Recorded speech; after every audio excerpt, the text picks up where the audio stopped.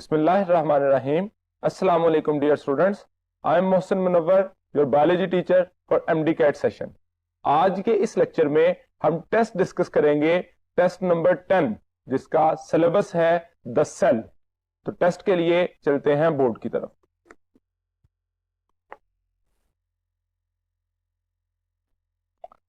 Question number 1 है जी, if the objective lens is 50x and eye lens is 30x, the magnification power of microscope will be।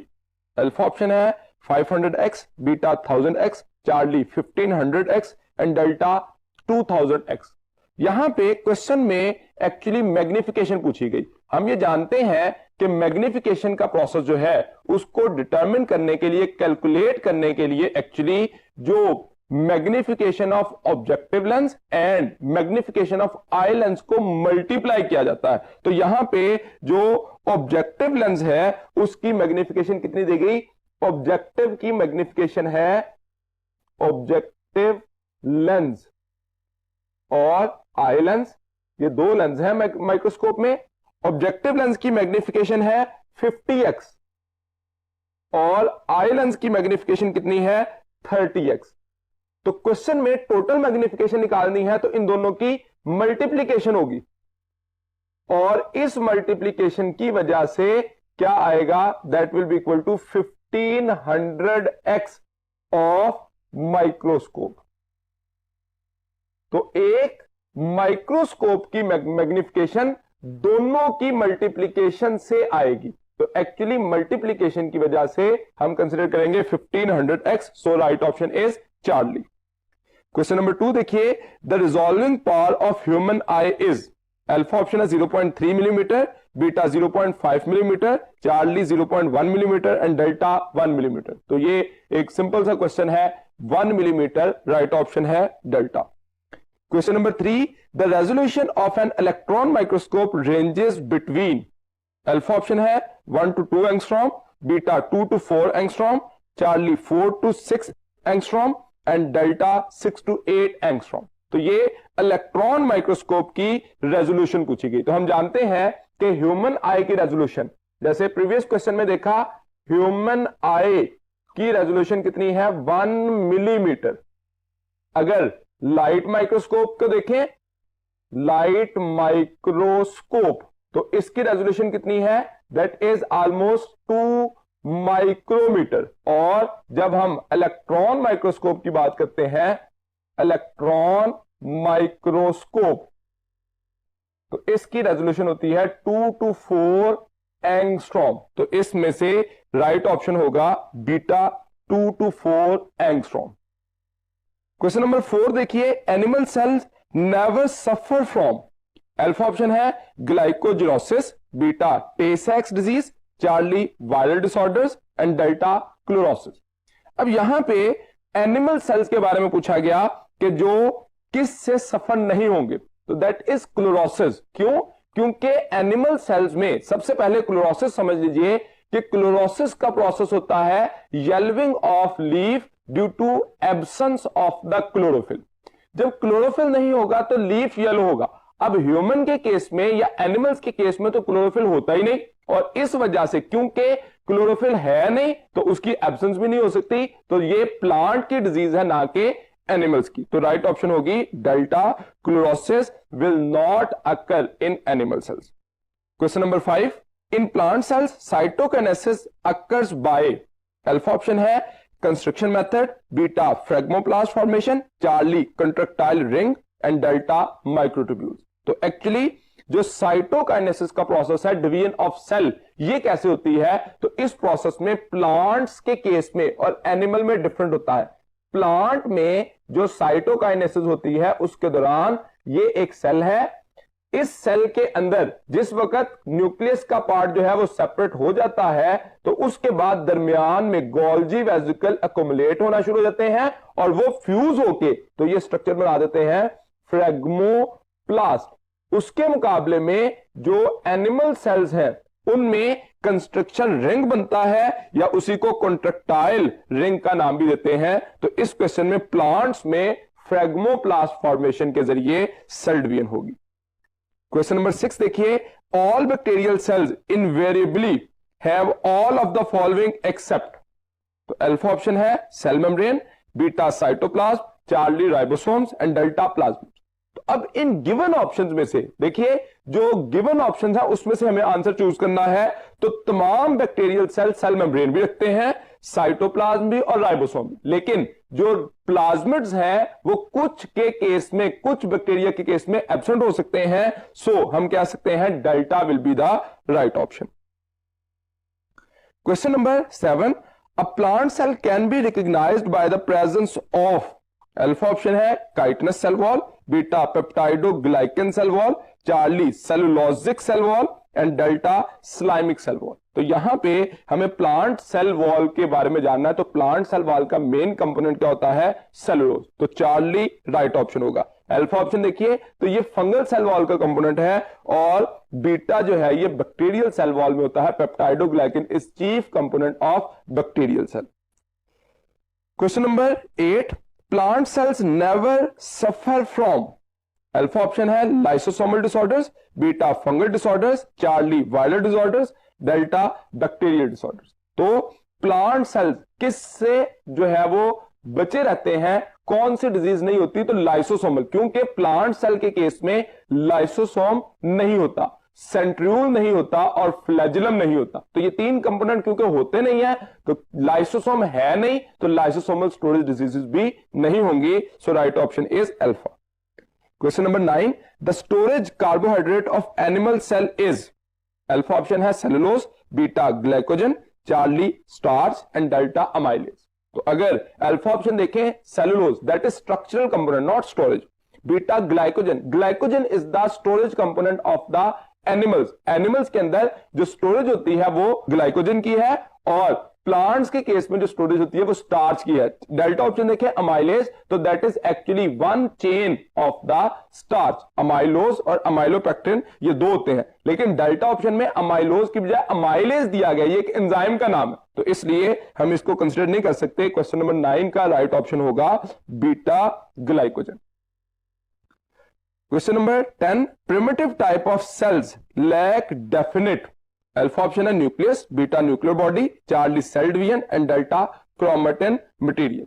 तो यहां पे primitive cell कौन सा है? प्रोकैरियोटिक सेल है, तो उनके केस में वेल डिफाइंड न्यूक्लियस नहीं होता। Why? Because of absence of the nuclear membrane. So right option is alpha.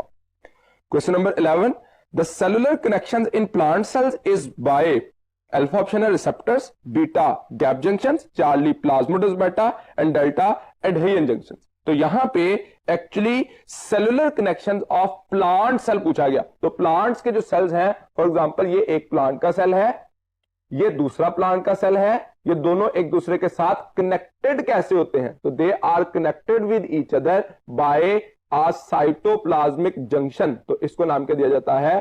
Plasmodesmata. सो इसमें से क्वेश्चन में गिवन ऑप्शन क्या होगा? Charlie plasmodesmata. Question number 12, the cytokinesis in animal cells is characterised by, alpha option है phragmoplast, beta cleavage furrow, Charlie nuclear plate and delta cytoplasmic plate. तो यहां पे देखिए, तो साइटोकाइनेसिस एनिमल सेल में कैसे होती है? एक प्रीवियस क्वेश्चन में हमने देखा कि प्लांट्स में फ्रेगमोप्लास्ट बनता है, लेकिन एनिमल्स के केस में इसी के ऑपोजिट, ये एनिमल का सेल है, तो इसमें एक्चुअली क्लीवेज फरो बनती है, जिसकी वजह से सेल इस तरह से हो जाता है। तो एनिमल सेल में कंडीशन क्या होगी?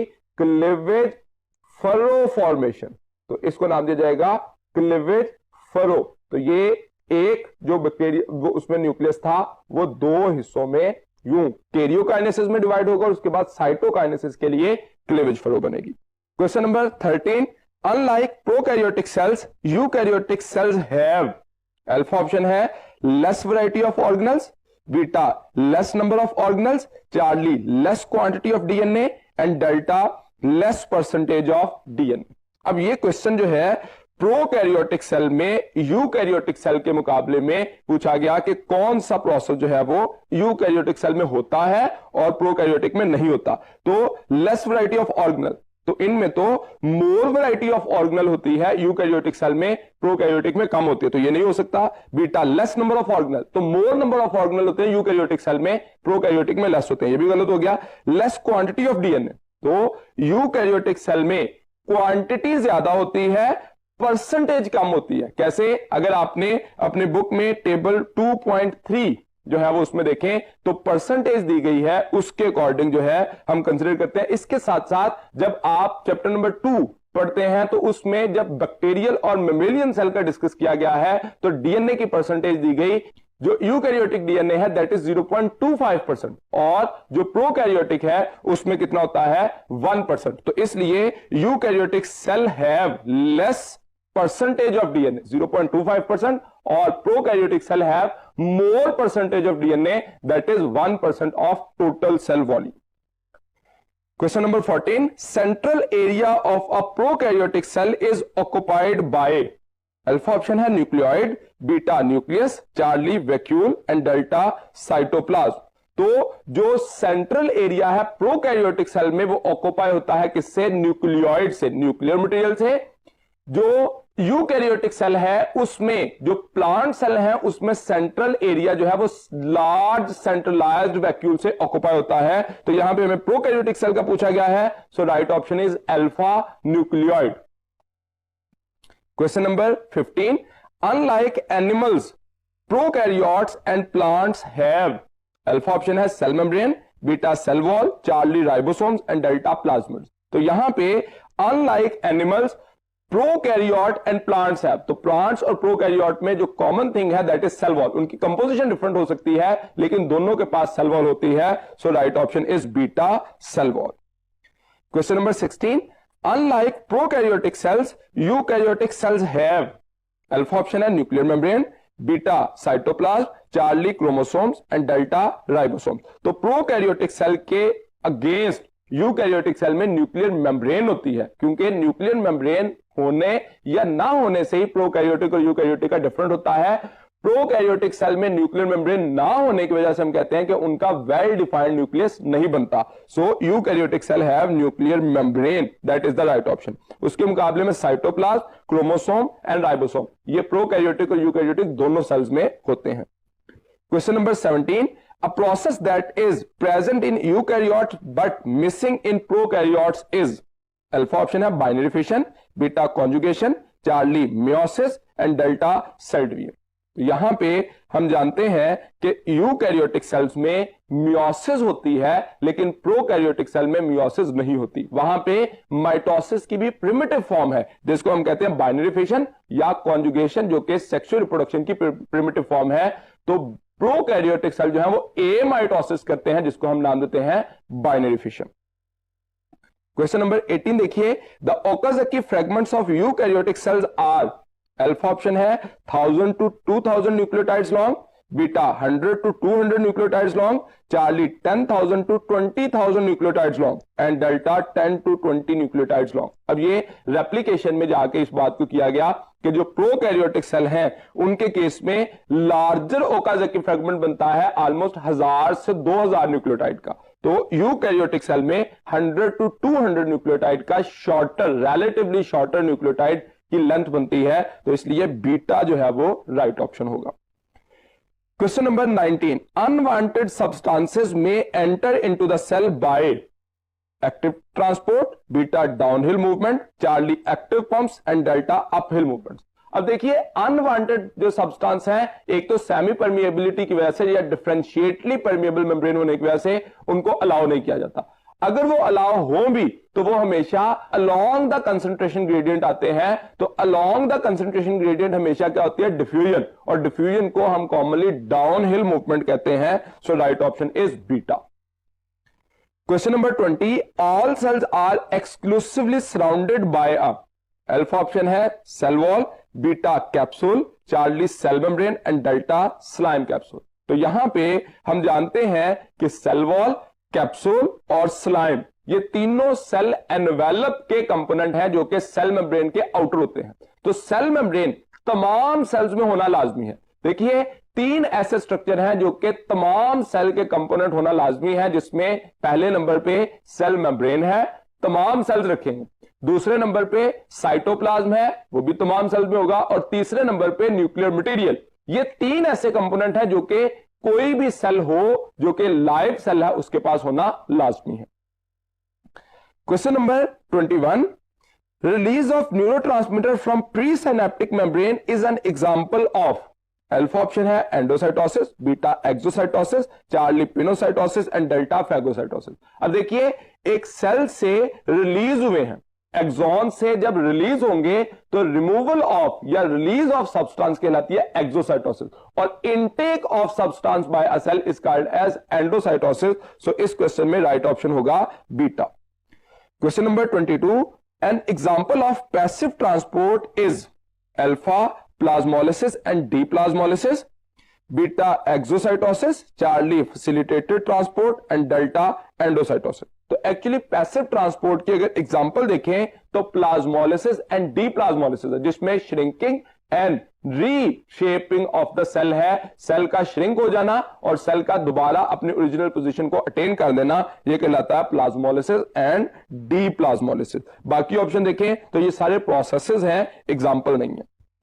Question number 23, the carrier mediated energy dependent movement of material into or out of cell especially against the concentration gradient। तो जो कीवर्ड है यहां पे against the concentration gradient है, तो उसमें देखिए अल्फा ऑप्शन देगी पैसिव ट्रांसपोर्ट, तो ये तो along the concentration gradient होती है, from high to low है, इसी तरह से डिफ्यूजन भी high to low है। Active transport that is the right option. Active transport जो है ये हमेशा अगेंस्ट द कंसंट्रेशन ग्रेडियंट होती है, so right option is Charlie. Delta option में देखिए तो ऑस्मोसिस, तो अगर जो पैसिव ट्रांसपोर्ट, डिफ्यूजन और ऑस्मोसिस ये सारे जो हैं ये actually towards the concentration gradient होते हैं, हाई कंसंट्रेशन टू लो होते हैं, तो एक एक्टिव ट्रांसपोर्ट ऐसा है जो कि अगेंस्ट द कंसंट्रेशन ग्रेडियंट होगा। Question number 24, according to fluid mosaic model of plasma membrane inside the phospholipid bilayer several types of dash are embedded and protruding। Alpha option है lipids, beta carbohydrates, Charlie proteins and delta nucleic acid. तो इस question की अगर explanation में मैं cell membrane की diagram बनाऊं तो ये समझना आसान होगा। देखिए अगर हम एक सेल देखें तो उसकी सेल मेम्ब्रेन के ये डिफरेंट कंपोनेंट्स होते हैं, इसमें ये लिपिड बाइलेयर है और लिपिड बाइलेयर के अंदर डिफरेंट जगहों पर यह लिपिड बाइलेयर की एक अपर लेयर है और इसी सूरत में एक लेयर जो है वो डाउनवर्ड मौजूद होगी एक सेल मेम्ब्रेन को कंप्लीट करने के लिए। ये दरमियान में जो स्पेसेस छोड़ी यहां पे एक्चुअली प्रोटीन मॉलिक्यूल एम्बेड होते हैं। ये पूरे स्ट्रक्चर में भी एम्बेड हो सकते हैं, ये ओनली लोअर पार्ट पे भी हो सकते हैं और ओनली अपर पार्ट पे भी हो सकते हैं। तो एक्चुअली ये लिपिड बाइलेयर है, लिपिड बाइलेयर, और उसके मुकाबले में दूसरा जो स्ट्रक्चर ये है ये प्रोटीन मॉलिक्यूल है which are embedded in lipid bilayer. तो यहां पे राइट ऑप्शन होगा Charlie. Proteins, several types of proteins are embedded and protruding. Question number 25, engulfment of bacteria by certain white blood cells is an example of। Alpha option है exocytosis, beta endocytosis, Charlie pinocytosis and delta phagocytosis. तो देखिए कहा गया engulfment of bacteria, bacteria solid structure है, by white blood cell. तो white blood cell जब solid particle को intake करेंगे, जो बैक्टीरिया को इंटेक करेंगे, तो वो कहलाएगा phagocytosis, that is the type of endocytosis. Question number 26, in plasma membrane carbohydrates are conjugated with। Alpha option है protein, beta lipids, Charlie nucleic acid and delta proteins and lipids. तो यहां पे plasma membrane में carbohydrate conjugated का होते हैं, तो actually वो लिपिड के साथ भी हो सकते हैं इस सूरत में, जो कि क्या बना देंगे ग्लाइकोलिपिड, और अगर प्रोटीन के साथ अटैच होंगे तो क्या बन जाएगा, that is called as glycoprotein. तो दोनों सूरतों में हो सकते हैं, that will be attached with the proteins and lipids both.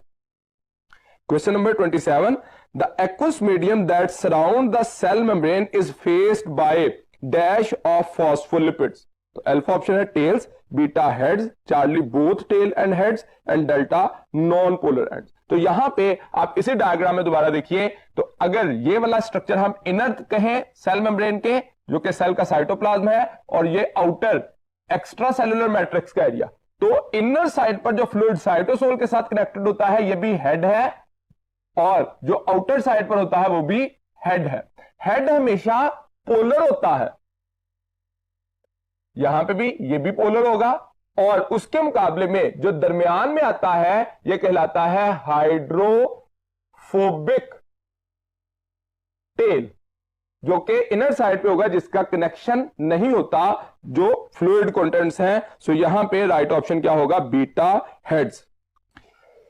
Question number 28 देखिए, binary fission is a characteristic cell division not found in, alpha option है Pseudomonas, beta Campylobacter, Charlie Euglena and delta E coli. तो यहां पे binary fission जो है वो किस में नहीं होती, तो बाइनरी फिशन एक्चुअली होती किन में है, हम जानते हैं प्रोकैरियोट्स में, बैक्टीरिया में। तो अल्फा, बीटा और डेल्टा ये तीनों ऑप्शन जो है वो प्रोकैरियोट की एग्जांपल्स हैं, बैक्टीरिया की एग्जांपल है, लेकिन चार्ली में यूग्लिना यूकैरियोट है, तो यूकैरियोट्स में बाइनरी फिशन का प्रोसेस नहीं होता, पर्टिकुलरली यूग्लिना में नहीं होता। उसके मुकाबले में जो बडिंग है एसेक्सुअल रिप्रोडक्शन वो यीस्ट में होती है, तो इसलिए यूग्लिना यूकैरियोटिक सेल है जिसमें बाइनरी फिशन नहीं होगी। Question number 29, which one of the following organelle is found in both prokaryotic and eukaryotic cells, alpha option है centriole, beta endoplasmic reticulum, charlie nucleus and delta ribosome. तो यहां पे कहा गया कि कौन सा ऑर्गेनल है, सेंट्रियोल देखिए तो ये एक्चुअली प्रोकैरियोटिक सेल में एब्सेंट होता है, एंडोप्लाज्मिक रेटिकुलम भी प्रोकैरियोटिक सेल में एब्सेंट होता है, न्यूक्लियस, प्रॉपर न्यूक्लियस भी प्रोकैरियोटिक सेल में एब्सेंट होता है, लेकिन राइबोसोम ऐसा स्ट्रक्चर है जो कि प्रोकैरियोट और यूकैरियोटिक दोनों सेल्स में मौजूद होता है। So right option is delta ribosomes. Question number 30, fibers of the extracellular matrix are attached to the dash of cell membrane, alpha option है phospholipid molecules, beta globular proteins and charlie glycolipids and delta cholesterols. तो यहां पे हमें कहा गया fibres of extra cellular matrix. अगर आप जो बुक में डायग्राम बनी है उस डायग्राम को फिगर 4.5 जो फ्लूइड मोज़ेक मॉडल को एक्सप्लेन कर रही है उसमें देखें तो ये जो आउटर साइड पर प्रोटीन होती हैं इनके साथ जो फाइबर्स हैं एक्स्ट्रा सेलुलर मैट्रिक्स की ये अटैच होती हैं। Extracellular fibres are attached with the proteins, so right option will be globular proteins. Question number 31, students were asked to give a guess about a unicellular organism with darkly stained nucleus. Which one of the following can be straight away excluded from the list?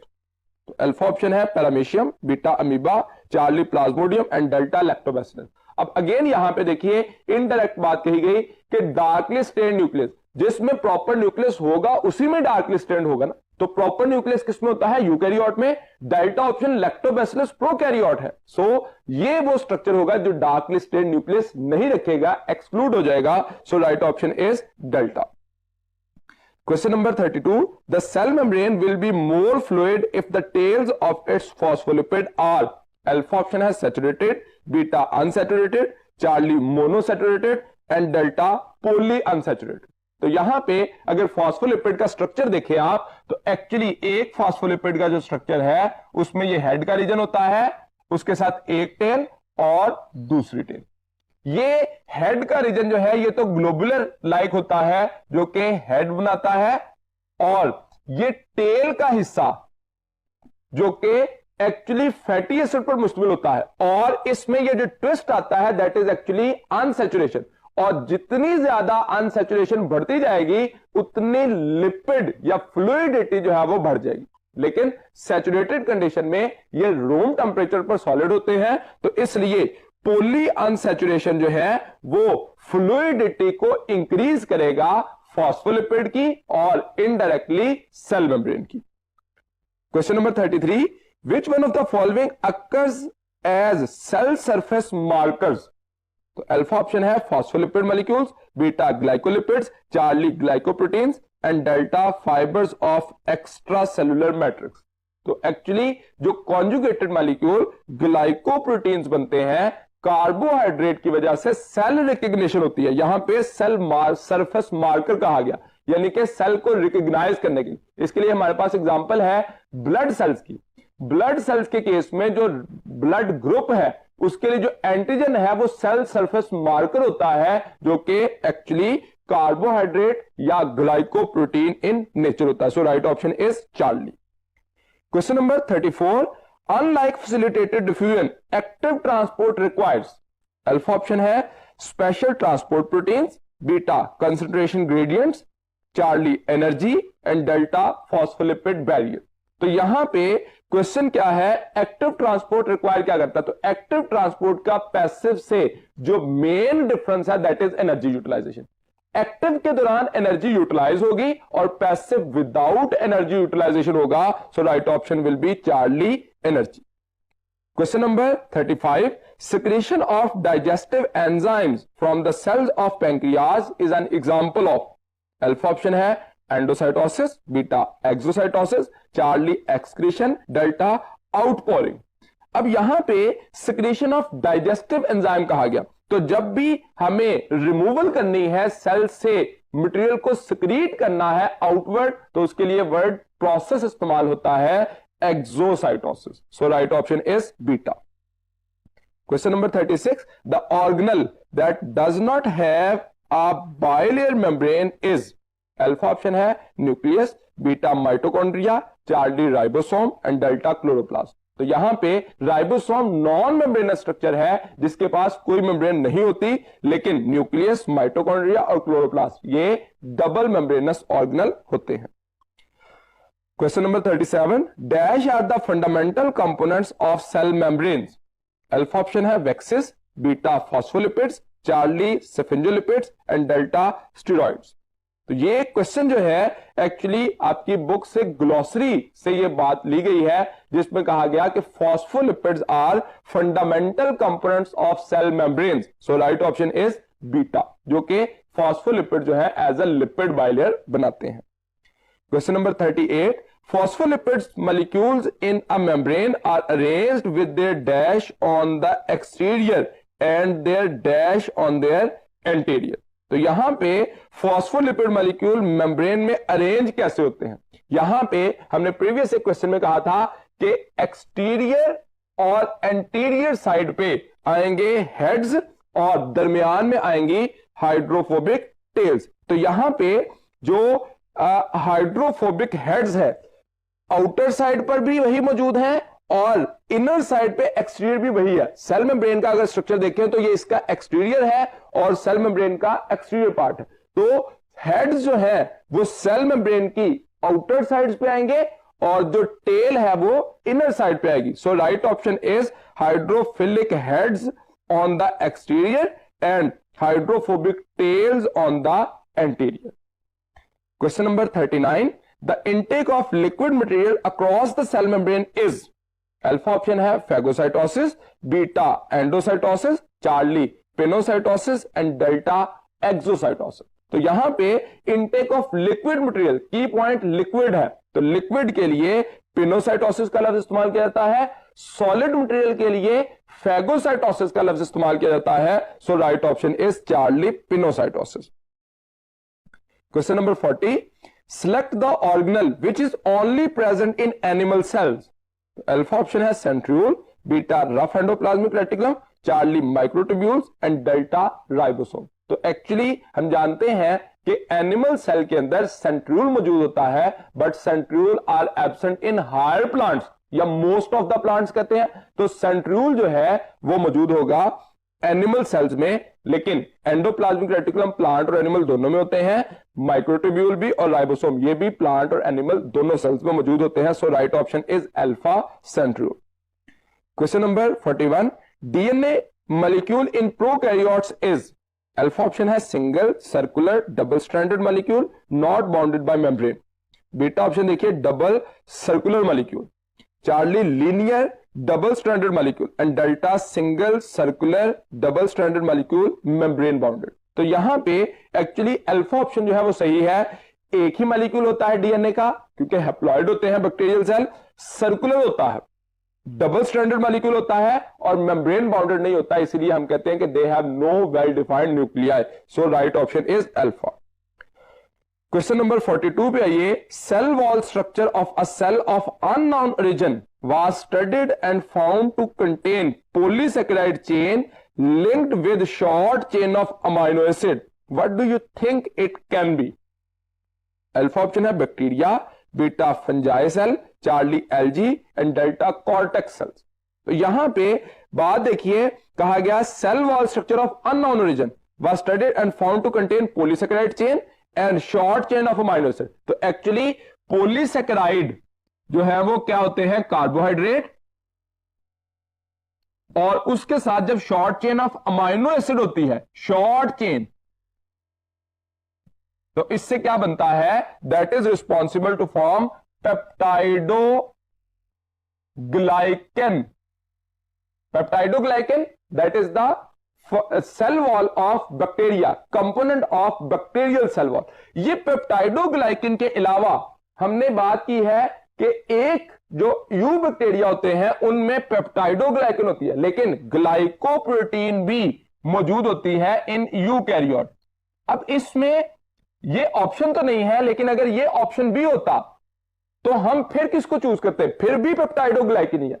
यहां पे देखिए peptidoglycan में भी carbohydrate और protein है, glycoprotein में भी carbohydrate और प्रोटीन है, लेकिन दोनों में एक फर्क है। फर्क क्या है कि यहां पे ग्लाइकोप्रोटीन में एक पॉलीपेप्टाइड होनी थी और उसके साथ फ्यू यूनिट्स ऑफ कार्बोहाइड्रेट आने थे। यानी कि हम ये कह सकते हैं कि अगर मेन चेन कार्बोहाइड्रेट की हो और उसके साथ फ्यू अमीनो एसिड अटैच हो तो पेप्टाइडोग्लाइकन, और अगर मेन चेन प्रोटीन की हो और उसके साथ फ्यू सब यूनिट, फ्यू मोनोसेकेराइड हो या ओलिगोसेकेराइड का कुछ स्ट्रक्चर अटैच हो तो उसको नाम देते हैं ग्लाइकोप्रोटीन। यहां पे क्वेश्चन में हमें कहा गया कि एक पॉलीसेकेराइड चेन के साथ short chain of amino acid है, so right option will be peptidoglycan in case of bacterial cell. Question number 43 देखिए। Passive processes for the movement of molecule across cell surface membrane are. Alpha option है facilitated diffusion and osmosis, beta pinocytosis and facilitated diffusion, charlie diffusion and exocytosis and delta osmosis and phagocytosis. तो यहां पे question क्या है, passive process for the movement of molecule across the cell surface are, तो वो actually facilitated diffusion and osmosis होता। तो right option होगा alpha, facilitated diffusion and osmosis. Question number 44, what is the percentage of lipid in chemical composition of plasma membrane. तो 20 to 40% हम जानते हैं, ये राइट ऑप्शन है, बीटा ऑप्शन है। अल्फा ऑप्शन देखिए 60 to 80, तो ये तो प्रोटीन की कंपोजिशन है, लेकिन चार्ली में 40 to 80 और डेल्टा 20 to 60, ये दोनों ऑप्शन कंसिडर नहीं की जाएंगी। Question number 45, in prokaryotes within promoter there are 2 binding site at dash and dash respectively. अब ये जिस वक्त ट्रांसक्रिप्शन का प्रोसेस होता है तो उस दौरानिए में यहां पे जरा आप देखिए, फॉर एग्जांपल ये एक जीन है जिसमें ये पॉइंट है जहां से 0, जहां से आगे जीन शुरू होता है डाउनस्ट्रीम सीक्वेंस।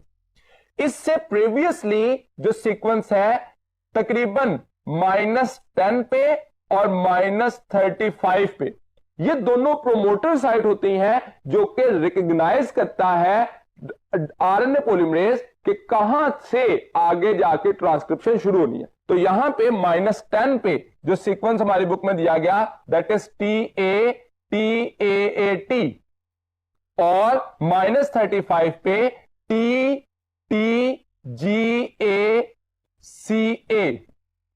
तो ये दो सीक्वेंस जो हैं वो यहां पे दिए गए हैं जो कि -10 और -35 पे किस में होते हैं, प्रोकैरियोट में, और यही सेम सीक्वेंस यूकैरियोट में पोजीशन डिफरेंट हो जाती है -25 एंड -75 पे। तो ये दोनों सीक्वेंस जो है वो प्रोमोटर कहलाते हैं, -35 एंड -10 रिस्पेक्टिवली।